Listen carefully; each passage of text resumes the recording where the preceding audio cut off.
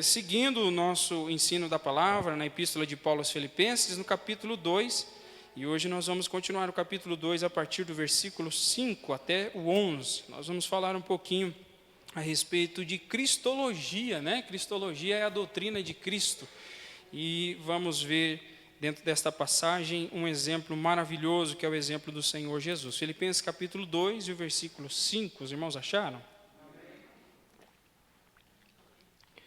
Que diz assim a palavra do Senhor: tende em vós o mesmo sentimento que houve também em Cristo Jesus, pois ele, subsistindo em forma de Deus, não julgou como usurpação o ser igual a Deus, antes a si mesmo se esvaziou, assumindo a forma de servo, tornando-se em semelhança de homens, e reconhecido em figura humana, a si mesmo se humilhou, tornando-se obediente até a morte e morte de cruz. Pelo que também Deus o exaltou sobremaneira, e lhe deu o nome que está acima de todo nome, para que ao nome de Jesus se dobre todo o joelho, nos céus, na terra e debaixo da terra, e toda língua confesse que Jesus Cristo é Senhor, para a glória de Deus Pai. Amém, irmãos? Permaneça com a sua Bíblia aberta, nós vamos orar nesse momento. Pai, mais uma vez em oração nós estamos diante da Tua presença, e nós estamos humildemente, Senhor, pedindo da Tua graça sobre nós, Senhor. Nós temos sempre dito aqui que essa palavra, Senhor, ela é grande demais, e nós somos pequenos demais diante dela. Essa palavra, Senhor, tem riquezas, tem pepitas muito mais preciosas do que pepitas de ouro, Senhor, mas nós precisamos da sua graça, para que pelo teu Espírito Santo nós possamos receber esta riqueza em nosso coração. Pai, concede-nos da tua graça nessa noite. É a nossa oração em nome do Senhor Jesus. Amém, irmãos? Pode tomar assento. Glória a Deus. Nós vimos dentro deste capítulo que Paulo mencionou que a igreja de Filipos, diante da mensagem que Epafrodito lhe deu, né? Epafrodito disse a Paulo que estava ocorrendo dentro da igreja de Filipos, e diante do relato de Epafrodito, Paulo sabe que a igreja ela tem 4 virtudes que são essenciais, e nós vimos aqui na pregação de quarta-feira passada. Nós vimos que essa igreja é uma igreja onde havia estímulos, irmãos se estimulavam mutuamente, se encorajavam mutuamente. Nós vimos também que dentro dessa igreja havia um espírito de consolação, de amor, tanto da parte de Deus ao coração desses cristãos, como também deles para com os irmãos, né, daquela igreja. Também vimos que havia comunhão no Espírito e com o Espírito dentro daquela igreja. E por fim, uma igreja que tinha exortação, uma igreja que tinha consolação e comunhão. Esses irmãos transbordavam de afeto uns pelos outros, né?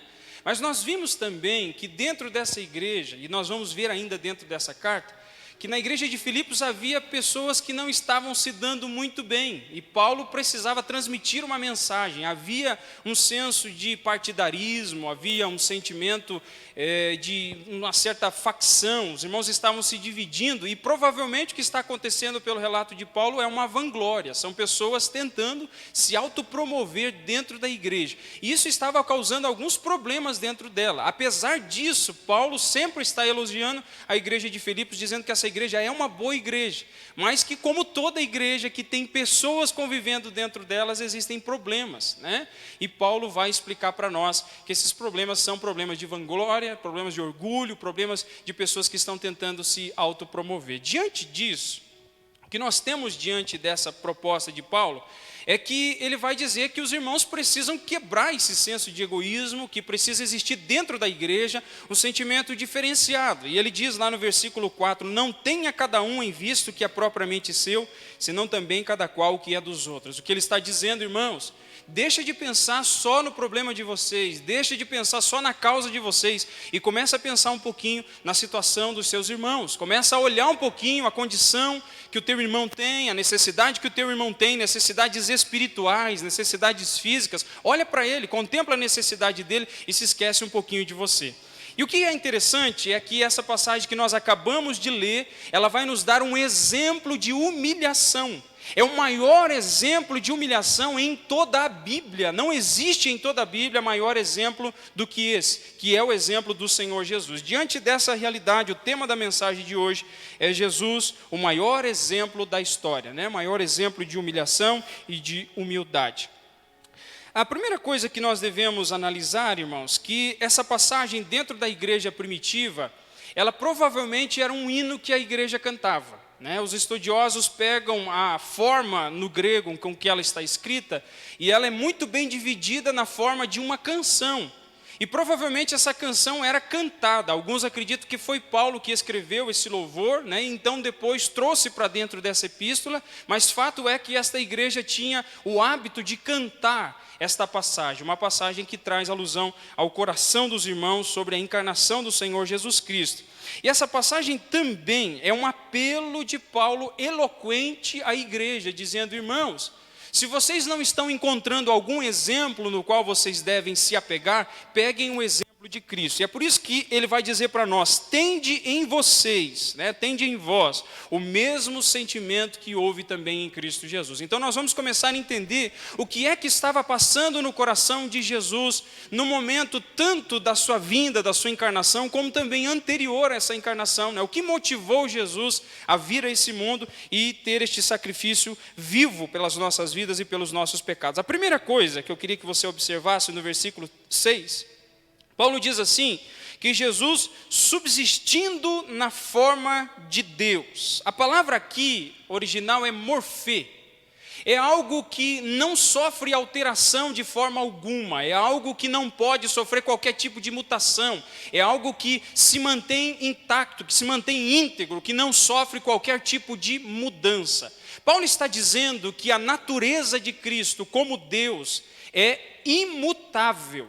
Jesus Cristo, sendo Deus antes mesmo do momento da encarnação, ele sempre foi e sempre será Deus. É interessante observar que quando Paulo faz isso, ele descreve que Jesus, na sua essência, no seu ser de Deus, mesmo vindo aqui, ele não deixa de ser Deus. Os irmãos sabem que, nós já falamos sobre isso, existia um movimento na época do Novo Testamento chamado de dualismo. O dualismo pensava, e depois veio a se chamar docetismo, Eles pensavam que o corpo era a parte má do homem e que a alma era a parte boa. Então, o grande problema da vida das pessoas era que o corpo tinha uma inclinação má para as coisas da carne, mas a alma, era boa, o pensamento desses dualistas. O grande problema é que esse ensino não consta dentro das Escrituras.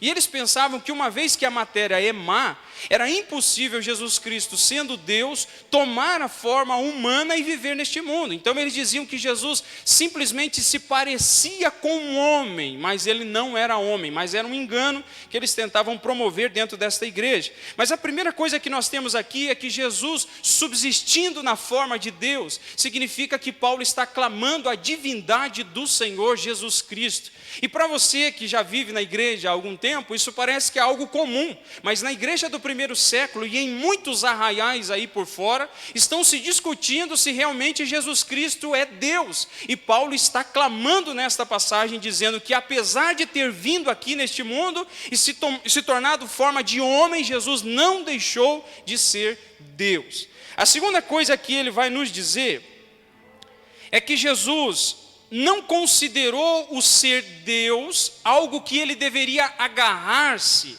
e dizer assim: não, uma vez que eu sou Deus e estou revestido de glória, eu não vou descer à terra, eu não vou me rebaixar descendo à terra, tomando a forma de homem, vivendo entre os homens, E Jesus teve um pensamento totalmente ao contrário. Por quê? Porque ao invés de pensar em não descer e continuar na sua posição de glória ao lado do Pai, Jesus, ele tem o que Paulo vai dizer, ele não se considerou igual a Deus, ele não considerou que ser igual a Deus era algo que ele devia reter e não abrir mão. Qual que é o pensamento aqui? Que Jesus teve de abrir mão de algo para poder descer aqui e poder viver em nosso meio, nascer da Virgem Maria e viver dentro da realidade humana. Jesus teve de abrir mão de muitas coisas para isso. E o que é interessante é que Jesus tinha algo para abrir mão para vir aqui à terra, para viver entre nós. Mas existe um contraste muito interessante, que existiam, nós temos pelo menos 2 exemplos dentro da Bíblia, de 2 personagens que não tinham e queriam ser. Jesus tinha e podia ser e podia se manter, mas tem 2 personagens que não tinham e queriam ser. O primeiro personagem, ele é descrito lá em Isaías capítulo 14 e Ezequiel capítulo 28. Esse personagem é Lúcifer. Pelo que nós lemos nessas 2 passagens, Lúcifer é um anjo de Deus, criado por Deus, um anjo de luz, que foi criado para glorificar a Deus no seu ser. O grande problema é que em um dado momento, dentro do coração deste anjo, veio um sentimento perverso. E ele diz: eu subirei às mais altas nuvens e serei semelhante ao Altíssimo. Irmão, pensa comigo. Será que ele é presunçoso? Será que ele está com um desejo neste momento, que ele tem esse pensamento? Será que ele tem um pensamento lúcido nessa maneira? Eu às vezes tenho que sentar com meu filho e conversar com ele, porque geralmente as crianças nutrem a ideia na mente de que os anjos são mais poderosos do que Deus. Eu não sei o que tem, é uma luta que a gente tem que estar toda hora tentando remover da mente deles aquilo ali, né?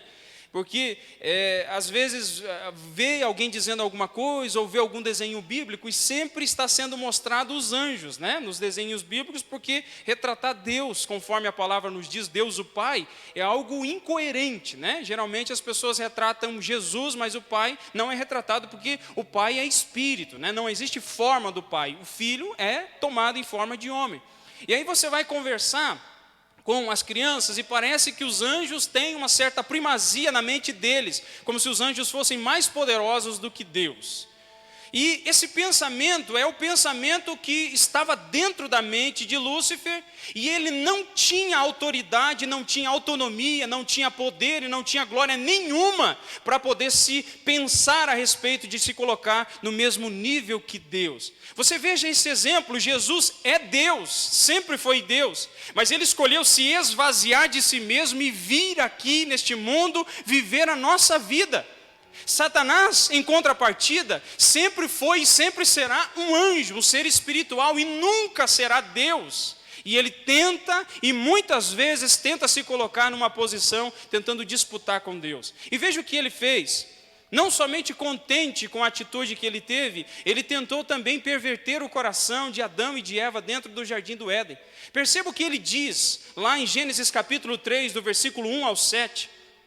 Ele vai dizer para Eva naquele momento, que a partir do momento que ela comesse daquele fruto, ela seria semelhante a Deus. Olha a sugestão maligna do adversário. E qual é o sentimento de Eva e de Adão naquele momento? É um sentimento de equiparação com Deus. E é possível o homem se equiparar com Deus?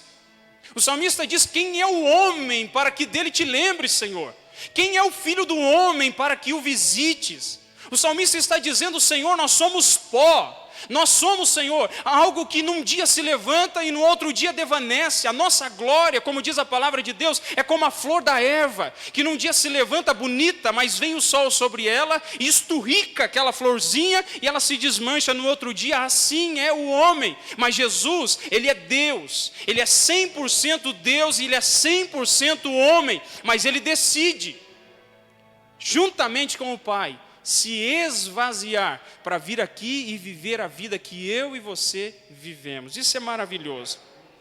É interessante perceber o que o pensador e teólogo John MacArthur disse a respeito disso, porque nós lemos aqui que Jesus, ele se esvaziou de si mesmo. E alguns vão pegar essa passagem e vão dizer que Jesus se esvaziou da sua divindade, mas não. O esvaziar de Jesus aqui, John MacArthur sugere pelo menos 5 coisas das quais Jesus se esvaziou. Primeiramente, da sua glória. A primeira coisa que Jesus, ao vir a esse mundo e passar pelo processo da encarnação, se tornar homem, o que ele deixa, o que ele abre mão, é da sua glória. Os irmãos já leram Isaías capítulo 6. Isaías capítulo 6 narra um episódio maravilhoso. Ele diz que no ano em que morreu o rei Uzias, Isaías, viu o Senhor assentado em um alto e sublime trono, Ele diz que as orlas do Senhor enchiam todo o templo. Ele diz que serafins estavam em volta dele, e cada serafim tinha 6 asas, com 2 cobria o rosto, com 2 cobria os pés, e com 2 voavam. E o que eles diziam? Eles diziam: Santo, Santo, Santo é o Senhor dos exércitos, toda a terra está cheia da sua glória. Jesus era adorado com o Pai desde a eternidade pelos anjos de Deus. E Jesus, uma das coisas que Jesus abre mão ao sair de lá, do lado do Pai, e vir aqui a esse mundo, é deixar a glória, a prerrogativa que é dele de ser glorificado por ser Deus. A segunda coisa que Jesus abre mão ao vir aqui e se tornar homem como nós, ele abre mão da autoridade independente. O que é isso? Quando Jesus vem à terra, ele abre mão de toda a iniciativa independente. Quando os judeus começam a interrogar Jesus, Jesus vai dizer assim: eu vim a este mundo não para fazer a minha vontade, mas a vontade daquele que me enviou. Nós entendemos que Jesus é a segunda pessoa da Trindade, e toda pessoa tem direito de escolha, não tem? Hoje você veio com uma camisa branca, com uma camisa vermelha, ou você veio com um sapato marrom, ou você veio com um sapato bege. Quem que escolheu isso aí? Foi você que escolheu, né? Não pode fazer igual um companheiro de trabalho meu, né?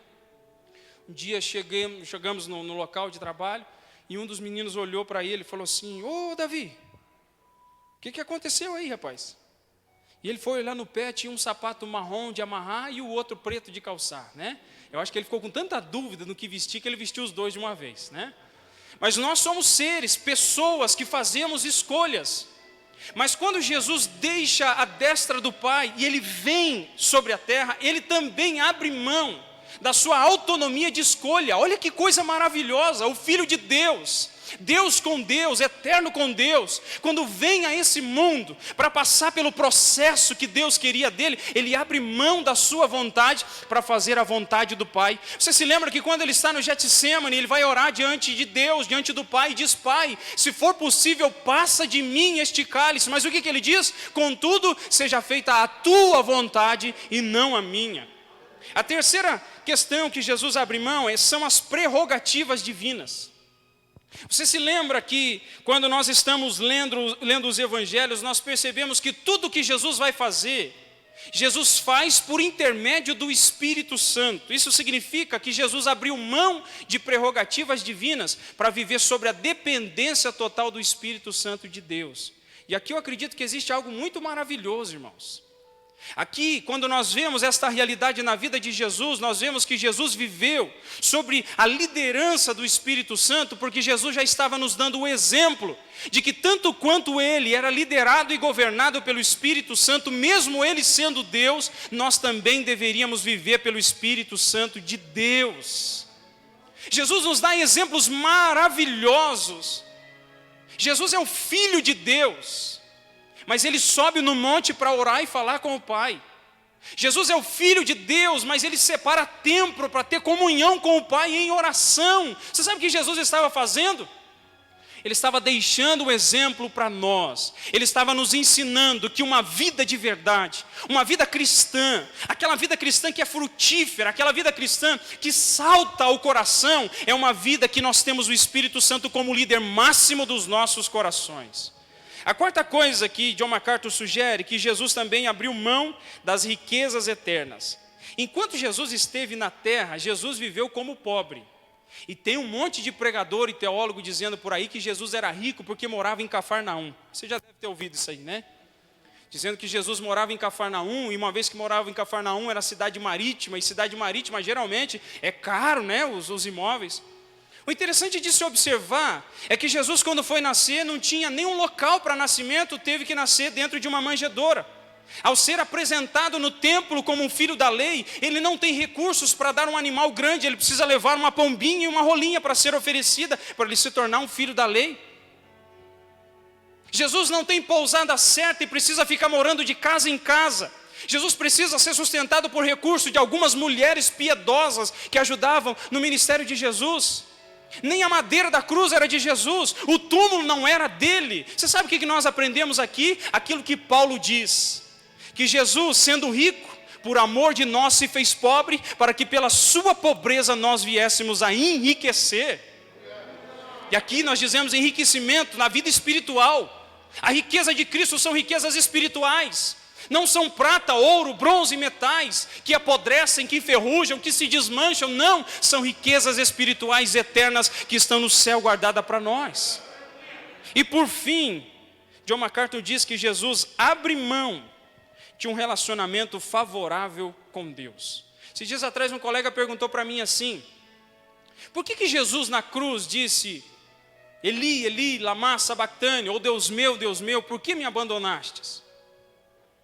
Porque parece que Jesus está desamparado do Pai naquele momento, e parece que o Pai abandonou o Filho. A explicação que nós temos dessa passagem é que a comunhão do Pai e do Filho sempre foi uma comunhão eterna.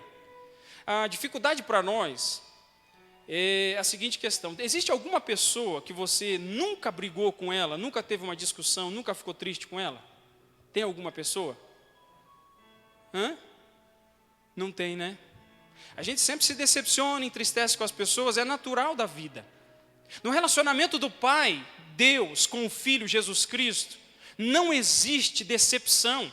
Existe um amor perene, existe um amor que segue sempre na comunhão dos dois. É uma comunhão prazerosa, é uma comunhão de alegria, é uma comunhão de satisfação. Mas existe uma coisa: quando Jesus está na cruz do Calvário, a Bíblia nos diz que Jesus vai levar o pecado de toda a humanidade sobre ele. Você se lembra o que Isaías 53 diz? Ele levou sobre si as nossas enfermidades, e nós o reputamos por aflito, ferido de Deus e oprimido.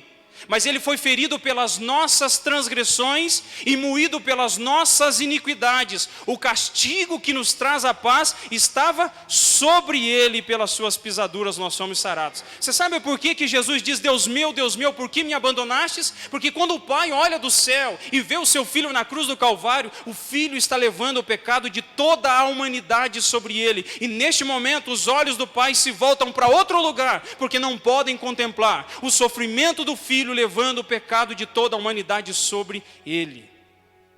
E agora você imagine isso: o Filho tendo de abrir mão desse relacionamento favorável com Deus, por causa do meu pecado e do seu pecado, por causa da minha transgressão e da sua transgressão. Mas ele não foi para aquela cruz com um ar de egoísta. Ele não foi para aquela cruz com um olhar de alguém que está dizendo assim: será que vale a pena? João capítulo 13 vai nos dizer que, sabendo Jesus que era chegado o momento de, assim como ele veio de Deus, vir para esse mundo, agora estava chegando o momento dele deixar esse mundo e voltar para Deus. E a palavra diz assim: que tendo amado os seus que estavam no mundo, ele os amou até o fim. Aleluia! Jesus não abandonou a cruz, Jesus não recusou, mesmo sabendo que aquele momento seria um momento em que os olhos do Pai seriam tirados de sobre ele. Você consegue entender agora do que Jesus Cristo se esvaziou? Pelo menos 5 coisas: da sua glória, da sua autoridade independente, da sua prerrogativa divina, das riquezas eternas e de um relacionamento favorável com Deus. E Jesus sai da destra do Pai, e ele vem, e ele passa pelo processo da encarnação, ele se torna homem, e a Bíblia diz que ele também se torna servo de Deus. A palavra servo, forma de Deus, também é morfê. Ele veio decididamente para ser servo de Deus. Se você lê o evangelho que escreveu Marcos, você percebe que Marcos enfatiza Jesus como servo sofredor de Deus, que vem a esse mundo para padecer pelos nossos pecados. Ele descreve muito bem o que Jesus veio fazer, porque Jesus, ele vem como alguém decidido a obedecer a Deus, independente de todas as circunstâncias. Isso é maravilhoso, irmãos. Porque ele vem, e quando ele vem, ele assume toda a prerrogativa de ser um ser humano. Você já se perguntou se Jesus era um ser humano assim como eu e você? A gente vai encontrar na Bíblia algumas respostas. Será que Jesus sentia fome? Sim ou não?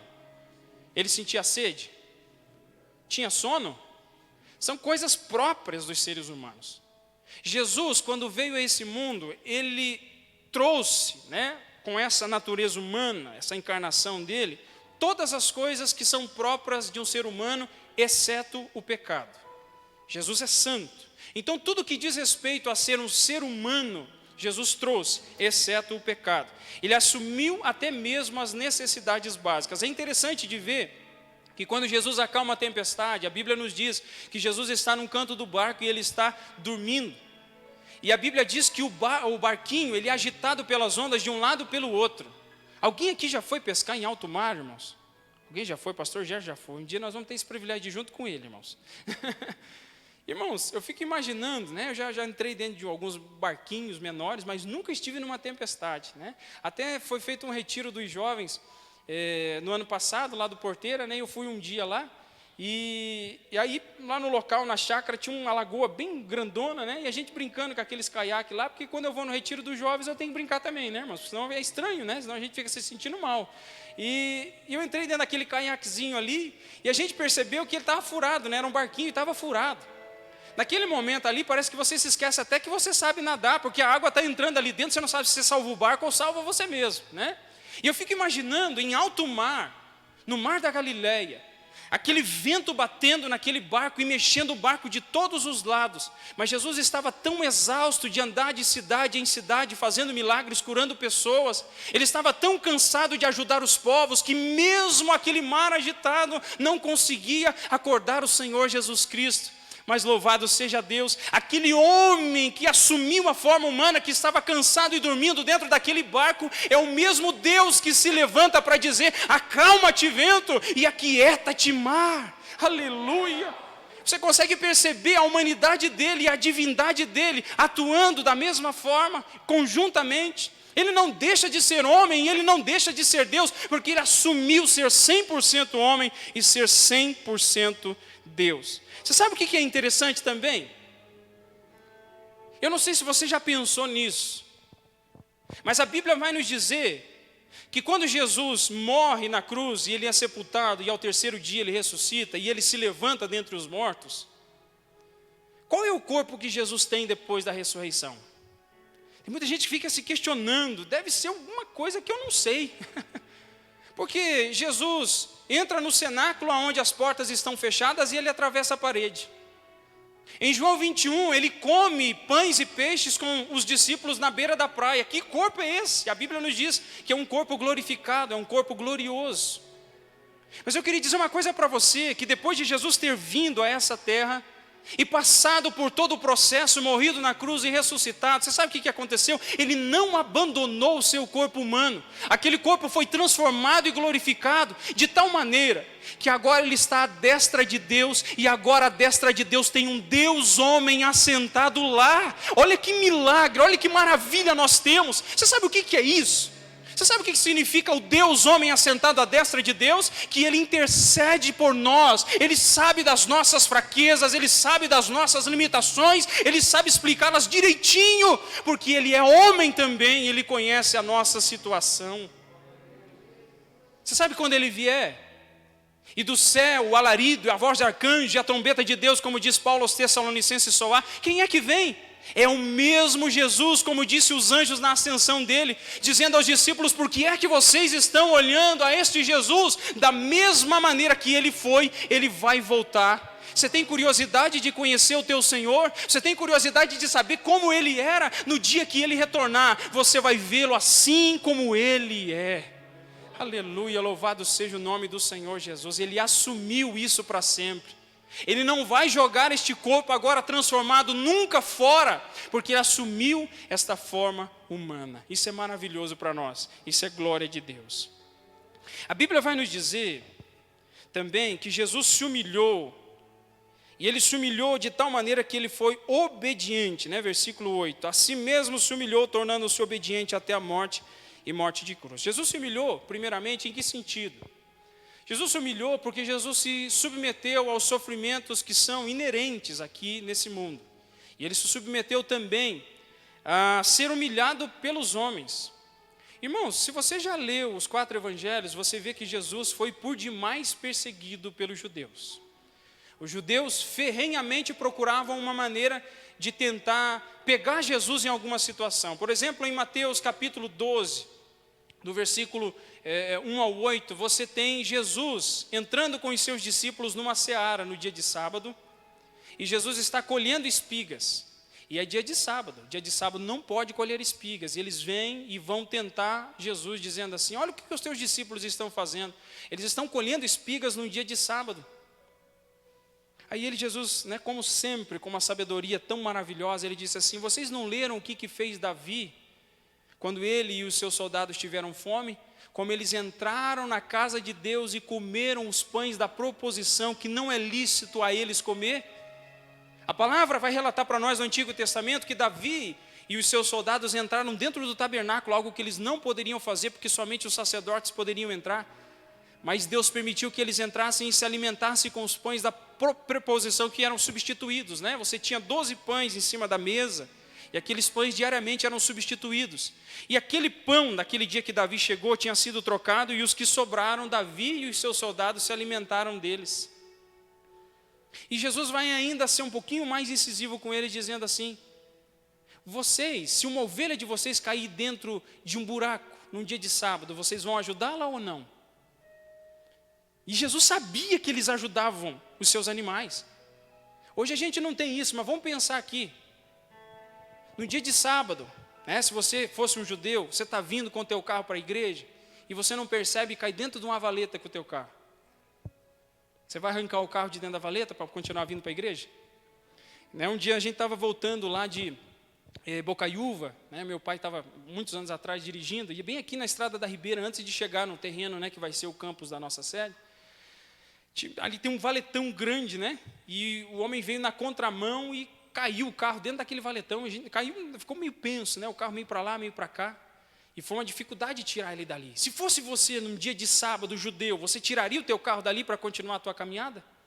Com certeza. Jesus sabia que aqueles animais dos judeus que caíssem dentro de uma cova, eles removeriam ali. E Jesus havia curado um homem que estava com a mão mirrada. E Jesus disse assim: vocês tiram o animal de vocês de dentro do buraco, para poder não ver ele morrer. Será que porque eu fiz um milagre e curei um homem, será que por isso eu sou um transgressor da lei? Todas as maneiras eles tentavam apontar Jesus e tentar achar algum pecado nele.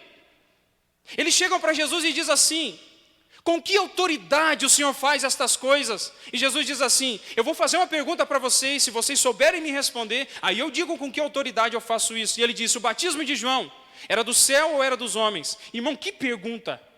Porque se eles dissessem que o batismo de João era dos homens, eles temiam a multidão, porque todo mundo cria que João Batista era verdadeiramente profeta. Eles tinham medo de ser apedrejado pelo povo.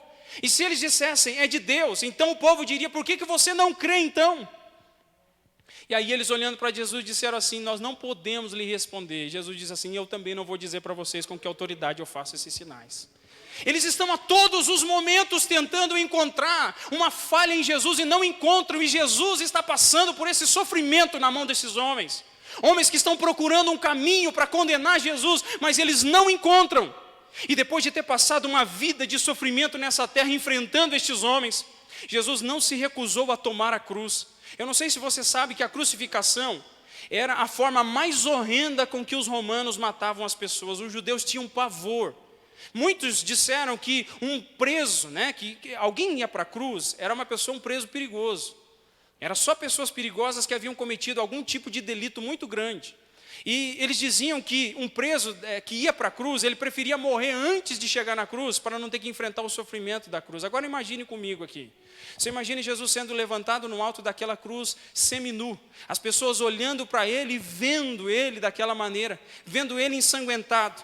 Como se não bastasse, tem 2 ladrões do lado dele, que os evangelhos relatam que no primeiro momento eles estão dizendo: se você é o Filho de Deus, desce da cruz. Você salvou os outros, por que não salva a si mesmo? Jesus poderia ter saído daquela cruz. Ele poderia, como Deus, sair daquele lugar e romper aquelas cadeias, aquele mal, e sair daquela cruz. Ele podia fazer. Mas ele não saiu. Como diz Hebreus capítulo 12, pela alegria que lhe estava proposta, ele suportou a cruz, desprezando a afronta. Ele não saiu daquela cruz vergonhosa, mas ele morreu naquela cruz, e está todo mundo olhando. Esse Jesus é o herói desse povo todo. Como pode um herói morrer na cruz do Calvário? Mas eles não sabiam que a morte dele estava selando a nossa salvação, e ele dizendo: está consumado. A obra que ele tinha para realizar, ele fez sobre esta terra. Louvado seja Deus. Agora nós vimos um pouquinho da humilhação de Jesus, mas agora Paulo vai mostrar para nós que depois da humilhação, no versículo 9, tem um momento da exaltação de Cristo. Olha o que ele diz, que depois de todo esse sofrimento, Deus o exaltou sobremaneira e lhe deu um nome que está acima de todo nome, para que ao nome de Jesus se dobre todo o joelho no céu, na terra e debaixo da terra, e toda língua confesse que Jesus Cristo é o Senhor, para a glória de Deus Pai. Você sabe o que nós temos aqui? Primeiramente, Paulo está dizendo que Deus exaltou Jesus sobremaneira. Se você se lembra, lá no Evangelho de João, capítulo 17, e versículo 15, Jesus ora ao Pai dizendo assim: Pai, eu consumei a obra que o Senhor me deu para fazer. E ele diz: Pai, glorifica-me com aquela glória que eu tinha contigo antes que o mundo existisse. O que Jesus está dizendo? Ele está pedindo ao Pai para que pudesse restabelecê-lo na glória quando ele morresse e ressuscitasse. A grande questão é que quando Jesus ressuscita, de alguma maneira nós entendemos dentro das Sagradas Escrituras que Jesus tem mais agora na ressurreição. O que é que ele tem mais? Você sabe o que ele tem mais? Agora ele se tornou o sacrifício pelos nossos pecados, como diz o escritor aos Hebreus. Agora ele se tornou o nosso sumo sacerdote, que pode interceder por nós. Você sabe por que agora nós temos acesso ao Pai? Porque ele foi diante daquela cruz, morreu naquela cruz pelos nossos pecados. E você se lembra dessa palavra, né? Que o véu do templo se rasgou de alto a baixo. Você sabe o que significa isso? Que o sacrifício de Cristo na cruz do Calvário, como nosso sumo sacerdote e sacrifício, propicia de nós entrarmos na presença de Deus. Nós só podemos entrar na presença de Deus, irmãos, porque Jesus fez esse sacrifício por nós. Esses tempos atrás eu vi um suposto pastor dizendo assim, né, naquelas entrevistas que eles fazem, né, chama a pessoa aqui na frente e diz: conta a bênção, conta a bênção. E eles querem que a pessoa conte a bênção. E a irmãzinha disse assim: olha, desde o dia que eu cheguei aqui nessa igreja, eu tive a oportunidade de ouvir a palavra de Deus, agora eu sou salva em Jesus Cristo. E ele disse: conta a bênção, irmã, conta a bênção. Você conseguiu entender, não? O que eles estão querendo? Eles estão querendo que alguém diga que o camarada ganhou uma bolada. Eles querem que o camarada diga que o nome estava no Serasa e o nome sumiu do nada, tinha uma dívida no banco e sumiu do nada, que ele era pobre e agora é rico. Mas agora, alguém que estava no inferno, e como diz Paulo aos Colossenses, tirado da potestade das trevas e colocado no reino do Filho de Deus, essas pessoas não se alegram. Queridos irmãos, nós somos uma geração salva. Você sabe por quê? Porque Jesus Cristo não teve vergonha de vir a esse mundo, tomar a forma de servo, ser semelhante aos homens, morrer naquela cruz do Calvário, padecer naquele lugar. Mas ele não negou, ele foi até lá e ele ressuscitou, e a nossa salvação está neste sacrifício. Louvado seja o nome de Deus. Eu finalizo dizendo para você, ele diz, no versículo 10 e 11, que ao nome de Jesus tem que se dobrar todo o joelho, no céu, na terra e debaixo da terra. Aqui tem muita especulação, tem gente querendo nomenclaturar o que é no céu, o que é na terra, o que é debaixo da terra. Eu acredito que a melhor explicação é que todas as criaturas de Deus racionais vão ter que se prostrar diante dele. Sejam homens, salvos ou ímpios, sejam anjos de Deus, bons ou maus, seja quem for, vai ter que se prostrar diante dele e confessar que Jesus Cristo é Senhor, para a glória de Deus Pai. O escritor aos Hebreus no capítulo 1 vai dizer que Jesus Cristo agora está subjugando a cada dia, através do evangelho, da pregação da palavra, o reino de Satanás, e despojando a cada dia esse reino de Satanás.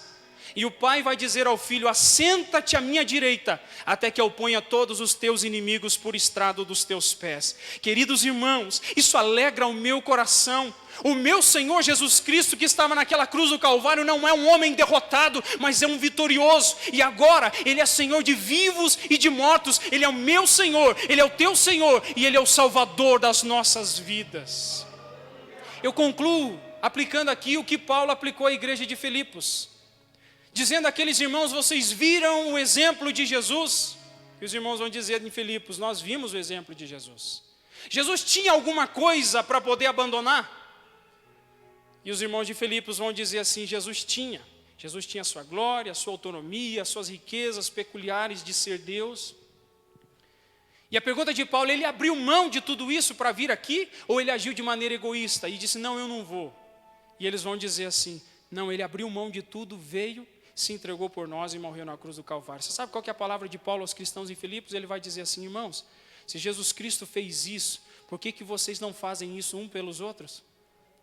Por que vocês não estão querendo se entregar a Deus e deixar de ser egoístas e brigar e discutir entre vós? Paulo está dizendo: pegue o exemplo daquele que poderia manter a sua glória e não vir a esse mundo, mas que ele veio a esse mundo. Ele decidiu fazer a vontade do Pai. E louvado seja Deus por isso, irmãos. Porque o meu nome e o seu nome estão escritos no livro da vida. Não foram escritos com lápis, não foram escritos com caneta que se apaga, mas foram escritos com o sangue de Jesus, que purificou os nossos pecados. E agora já não existe principado ou potestade que possa nos separar do amor de Deus, que está em Cristo Jesus, o nosso Senhor.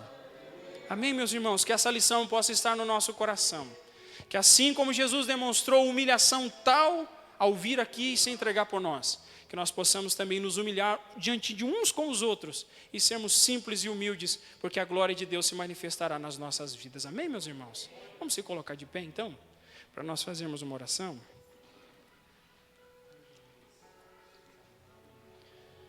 Pai, neste momento, juntamente com a Tua igreja, Pai, primeiramente não nos resta outra alternativa a não ser agradecer ao Senhor. Aleluia. Senhor, hoje eu posso desfrutar, Senhor, da alegria e do prazer da salvação, porque o meu Senhor Jesus não foi egoísta. Se hoje eu posso, Senhor, ter alegria, Senhor, de saber que se os meus dias hoje terminarem, se hoje for o último dia meu aqui sobre esta terra, Senhor, a minha alma não vai perecer, porque a Tua palavra diz que todo aquele que crê no Filho de Deus tem a vida eterna, passou da morte para a vida e não entra em condenação. Eu só posso desfrutar, Senhor, deste prazer, porque o Senhor Jesus Cristo abriu mão de todas as prerrogativas de glória, de tudo, Senhor, para que eu pudesse, Senhor, neste momento, desfrutar juntamente com a Tua igreja deste privilégio e desta alegria. Que nós possamos encontrar no Senhor o maior prazer, a maior alegria, a maior satisfação.